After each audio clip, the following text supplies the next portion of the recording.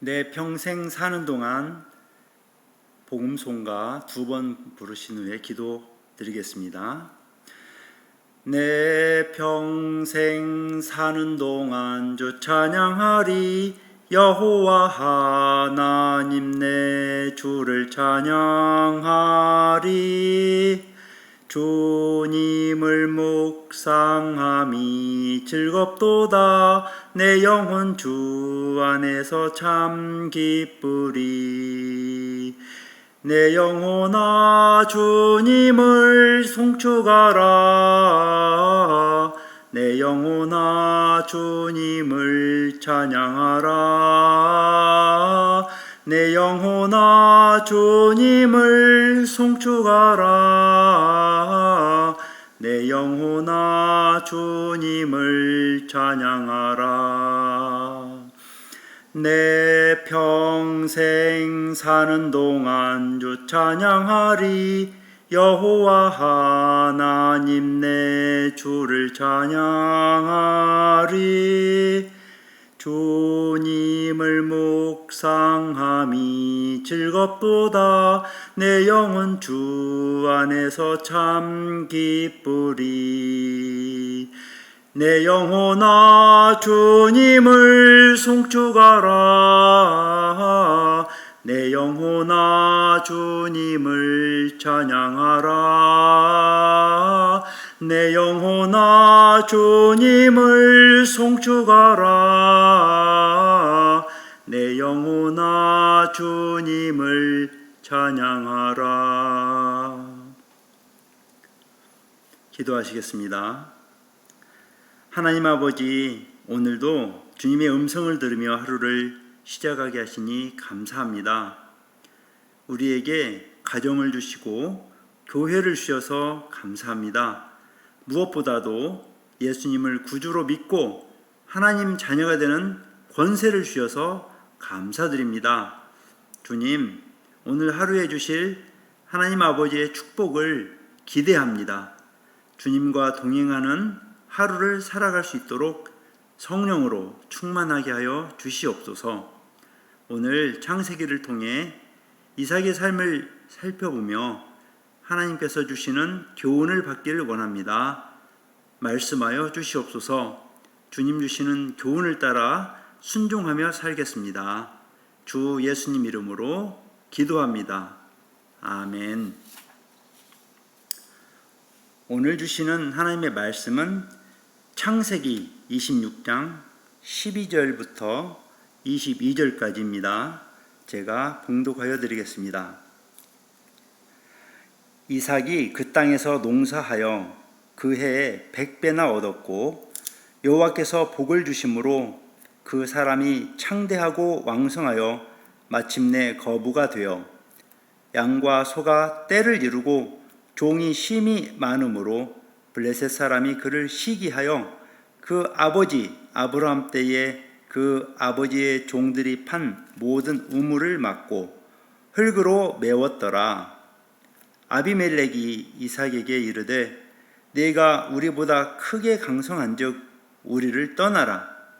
이삭이 그곳을 떠나 그랄 골짜기에 장막을 치고 거기 거류하며 그 아버지 아브라함 때 팠던 우물들을 다시 팠으니 이는 아브라함이 죽은 후에 블레셋 사람이 그 우물들을 메웠음이라.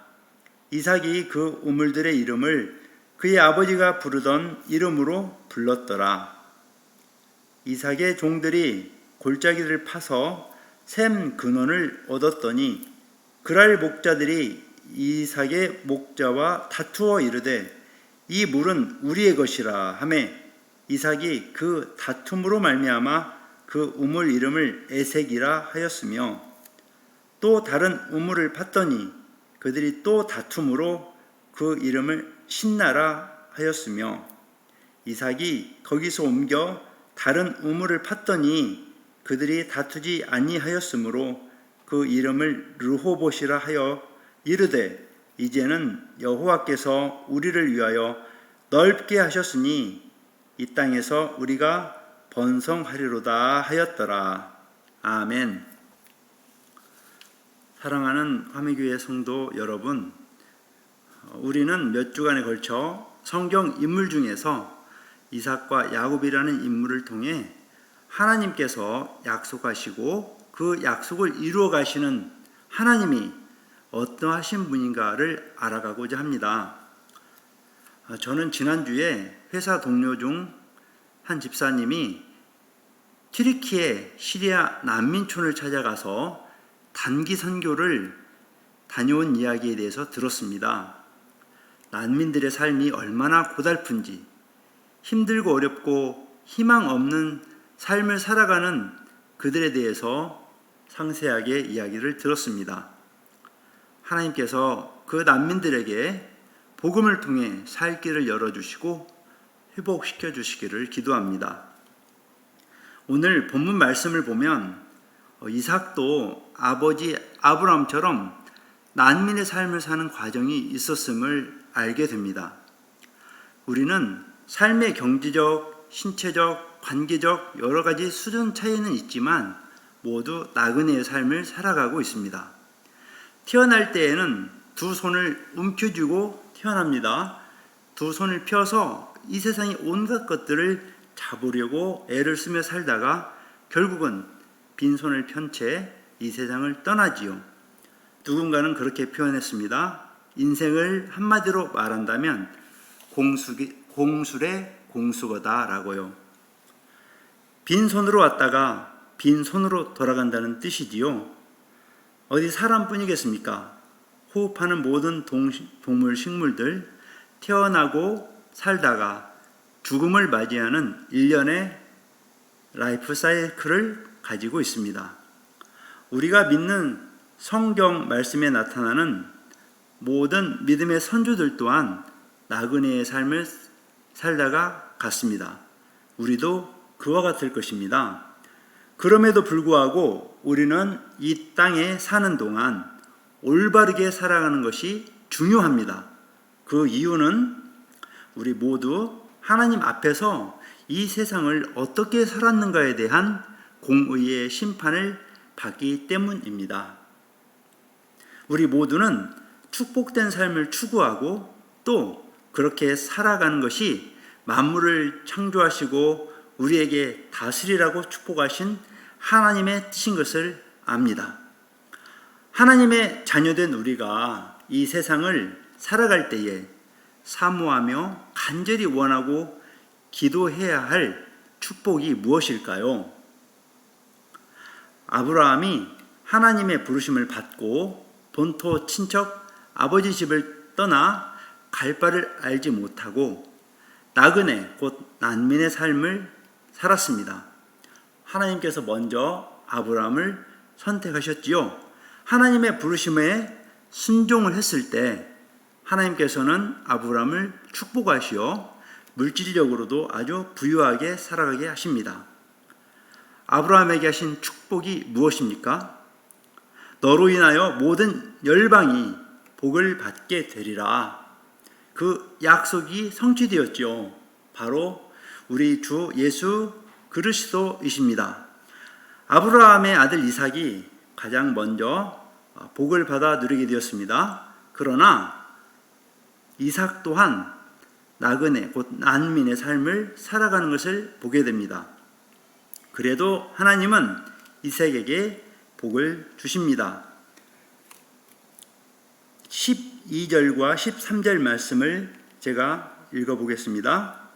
이삭이 그 땅에서 농사하여 그 해에 100배나 얻었고 여호와께서 복을 주심으로 그 사람이 창대하고 왕성하여 마침내 거부가 되어, 성경의 인물 중에서 거부가 되었다고 표현한 사람은 이삭 딱 한 사람입니다. 그가 어떻게 거부가 되었습니까? 여호와께서 복을 주심으로 거부가 되었습니다. 성경을 살펴보면 이삭은 묵상하는 사람이었음을 보게 됩니다. 이삭은 묵상을 통해 어머니 사후 곧 어머니를 잃은 후에도 위로를 받았습니다. 묵상하는 중에 평생 반려자인 리브가를 만납니다. 묵상하는 이삭은 하나님이 주시는 지혜를 얻어 농사를 통해서도 100배나 되는 결실을 거두면서 성경에서 유일하게 말하는 거부가 되었습니다.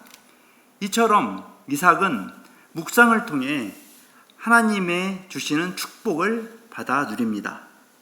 우리도 하나님을 묵상하고 성경 말씀을 묵상함으로 하나님이 주시는 축복을 받아 누리시기를 예수님의 이름으로 축복합니다. 그런데 그렇게 거대한 부자 이삭이 당시 주위 사람들에게 거절을 당합니다. 그 그랄 지방에 사는 사람들의 대표자 그랄 왕이 찾아와서 그 지역을 떠나가라는 것입니다. 하나님의 축복을 받은 사람이 주위 사람들에게 시기와 질투의 대상이 되었기 때문입니다. 성경을 보면 하나님의 택함을 받은 믿음의 사람들이 항상 언제든지 어디서나 형통하고 편안한 삶을 산 것만은 아닙니다. 믿음의 조상 아브라함뿐만 아니라 다윗, 엘리야, 사도 바울, 심지어 예수님도 우리가 추구하는 그러한 편안하고 안락한 생활을 한 것만은 아닙니다. 우리도 이 세상을 살아가면서 때로는 광야 같은 외롭고 두렵고 고달픈 일을 만납니다. 비록 그러할지라도 우리는 하나님을 믿는 믿음으로 신앙을 지키면서 인내하면서 하나님 나라를 소망하면서 기도와 말씀으로 살아가야 합니다. 여러분 중에 혹시 믿음으로 살아가면서 주위 사람에게 시기와 질투의 대상이 되고 있습니까? 그렇다면 감사하시기를 바랍니다. 의의를 위하여 핍박을 받습니까? 그는 복 있는 사람입니다. 예수님께서 마태복음 5장 10절에 말씀하셨죠. 의의를 위하여 박해를 받는 자는 복이 있나니 천국이 그들의 것임이라. 아멘. 하나님의 축복을 받아 누려가는 사람들은 세상 사람들로부터 시기와 질투를 받을 때가 많이 있습니다. 그러나 그럴 때 우리는 어떻게 해야 될까요? 오늘 본문 말씀 14절, 15절 말씀입니다. 양과 소가 떼를 이루고 종이 쉼이 많으므로 블레셋 사람이 그를 시기하여 그 아버지 아브라함 때에 그 아버지의 종들이 판 모든 우물을 막고 흙으로 메웠더라. 우물을 막았다는 것은 사실 전쟁 선포나 다름이 없습니다. 당시 이 우물이라는 것은 목초지와 같이 생명을 지키는 아주 중요한 자산이었습니다. 그래서 이처럼 중요한 우물 때문에 분쟁이 생길 수밖에 없었던 것이지요. 이삭은 그들의 요구대로 그 그랄 지역을 떠납니다. 우물을 양보하고 떠나가지요. 새로 이주해간 땅에서 이삭 가족과 권속들은 그들의 생명을 유지하기 위해서 우물을 팝니다. 그런데 놀랍게도 물이 콸콸 쏟아져 나옵니다. 이 첫 번째 우물 이름을 무엇이라고 지었죠? 네, 에색입니다. 그 뜻은 다툼이라는 뜻입니다. 그런데 그랄 지역 주민들이 그곳까지 따라와 우물을 달라고 요구합니다. 이삭은 어떤 반응을 보였죠? 네, 양보하고 그곳을 떠납니다. 생명의 물줄기 우물을 또 팝니다. 놀랍게도 물이 콸콸 쏟아져 나옵니다. 이 두 번째 우물의 이름은 신나, 곧 대적함이라는 뜻입니다. 그랄 주민들이 여기까지 쫓아와서 또 우물을 요구합니다. 이삭 또 양보합니다. 또 떠납니다. 아마 더 골짜기 쪽으로 협착한 곳으로 이동했겠지요. 그리고 그곳에도 우물을 팝니다. 놀랍게도 물이 콸콸 쏟아져 나옵니다. 이 세 번째 우물 이름이 르호봇입니다. 여호와께서 우리 삶의 지경을 넓게 하셨다라는 뜻입니다. 이삭은 참으로 양보의 사람입니다. 그 양보는, 그 아름다운 미덕은 도대체 어디서 나온 것일까요? 하나님을 묵상하면서 나온 것이 아니었을까 생각합니다. 여기서 우리는 이삭이라는 인물을 통해 하나님을 묵상하는 사람이 받는 축복을 배우지 않을 수가 없습니다. 굴러온 돌이 박힌 돌을 빼내는 현상들을 자주 보게 됩니다. 우리는 그때 어떻게 할까요? 우리도 이삭처럼 하나님을 묵상하는 삶을 살아가기를 소망합니다. 참으로 지존자의 그늘에 거하는 삶을 살아가기를 소망합니다. 그러할 때에 하나님께서는 그 묵상하는 하나님의 자녀들에게 복을 주십니다. 이삭이 에색에서 신라를 거쳐 르호봇에 이르렀지요. 이삭이 다툼과 대적함을 지나고 나서 하나님의 그들의 지경을 넓혀 주셨습니다. 우리 중에 다툼과 대적함 속에 있는 분이 계십니까? 르호봇에 이르기까지 포기하지 마시고 하나님을 묵상함으로 하나님께서 주시는 축복을 누리시는 인생을 살아내시기를 예수님의 이름으로 축복합니다. 이제 말씀을 정리하겠습니다. 이삭은 묵상의 사람이었습니다. 이삭은 양보의 미덕을 가진 사람이었습니다. 아버지가 판 우물을 메워버리고 시기 질투로 다툼을 일으키고 대적해오는 사람들과 싸우지 않고 양보했는데 결국 르호봇의 축복을 누렸습니다. 하나님께서 복을 주셔서 가는 곳마다 우물을 팔 때마다 물을 주셨고 지경을 넓혀 주신 것입니다. 오늘도 우리에게 다툼과 대적으로 도전해오는 세상 사람들과 싸우지 말고 양보하는 넉넉한 삶을 사시기를 축원합니다. 하나님을 묵상하고 하나님이 주신 성경 말씀을 묵상하며 살아가는 오늘 하루가 되시기를 바랍니다. 다른 사람과의 관계 속에서 양보하면서 예수 그리스도의 사랑을 실천하는 하루를 사시기를 축원합니다. 하나님께서 우리 성도님들의 삶이 에색과 신라를 지나 르호봇에 이르는 축복 주시기를 축원합니다.